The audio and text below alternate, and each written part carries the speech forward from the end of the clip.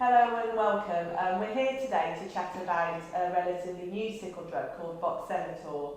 I'm here today delighted to welcome Kathleen, who's been on Voxelotor for a few years, first as a trial and now in an extended trial phase. And I'd be really keen to sort of start with thinking about you taking the medicine and go through explaining what it is for other sickle patients. I take 3 every morning at the same time. I just take it all with my normal drugs, put them in my hand, in and drink. Okay. So, because it's the easiest way to get it done, just do it. And I take it in the morning, and it's been great. It's been fine. The only thing is, there are things you have to avoid. Am I allowed to mention that now? Yeah, definitely. Like St. John's wort, which I don't know what it is, why you take that, and grapefruit, which I'm not really a fan, but if it's in a dressing or something, then yeah, I would. So there are quite a few drugs where there can be interactions with other medicines or with food, so that's important to know that Voxelotor has got some interactions you have to know about before you start taking it, absolutely. So can we start by thinking about some of the good things about Voxelotor? How has it really benefited your life? Changed my hemoglobin, because I didn't know that I was on the real deal until I went into hospital for something and they did my blood test and they said, oh, your hemoglobin is 11. I was like, yes, I'm on the real deal. And it's really changed my hemoglobin. So my hemoglobin started off on just normal. It was between 7 and 8. My highest was 8.4. And then I went on hydroxy, which took it up to 9. But then being on Voxelotor, I know I'm on 10 plus. So that makes it, to be honest, it makes you feel more secure in that your hemoglobin is not so low, and you're not going to be having a crisis because of your hemoglobin. There are other things I still maintain, like having water regularly and stuff like that, but my hemoglobin was important. So I haven't had a crisis in years, and I haven't had transfusion in years. So, because I haven't had the need for it.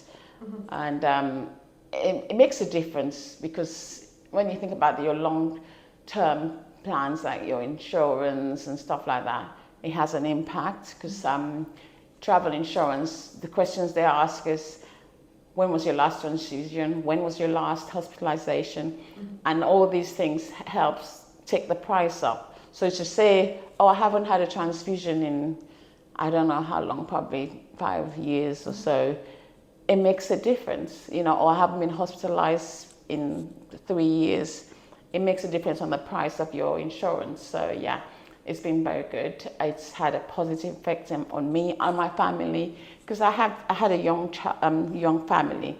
So whenever I'm in hospital, it affects the dynamics at home. Somebody has to come and look after my kids. My mom had to look after my children. My mom has dementia now, so imagine if I had that problem still, who would be looking after my kids?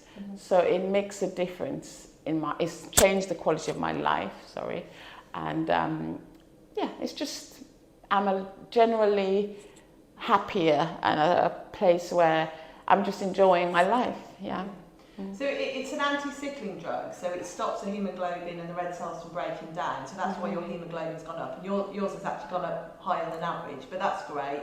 You feel better with a higher hemoglobin, less transfusion, but you've also had a lot less sickle crisis. So yes. It's sort of transformed your sort of before Voxelotor and after Voxelotor. It is. Oh yeah, definitely. Yeah. Definitely made a difference. And your leg ulcers? Gone. Okay. I have had threatening, but then I'm not going to associate with Voxelotor because it's probably because of hydroxy. Yeah. So yeah, but whenever that happens, I start wearing my tights and put my feet up for the day. Okay. I think it's fair to say that people respond slightly differently to Voxelotor. You've had a brilliant response with a really good hemoglobin increase and a lot less crisis as well. That doesn't necessarily happen actually to all patients, but most people do. Okay. I think the other thing to think about is side effects of Voxelotor. Do you mind discussing some of those? There was a rash when I started it.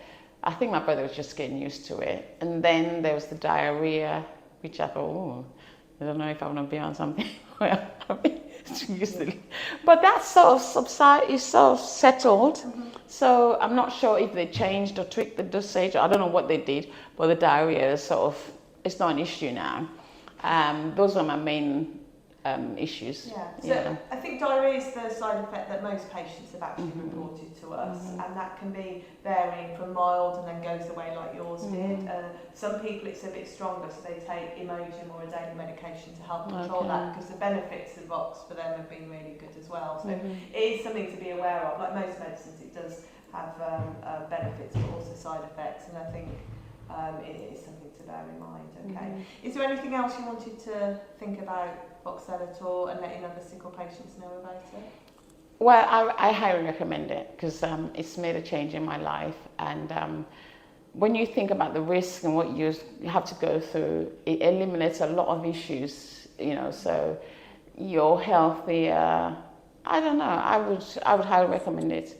Okay. Yeah. So at the moment, you're obviously still on it from the trial side, and then we've got other patients who are on it because of an early access to medicine scheme. The NHS runs for new drugs as well, and it's going through NICE at the moment to see if they will agree to fund it. We're awaiting that outcome. We'll look forward to hearing that. Hope that was interesting.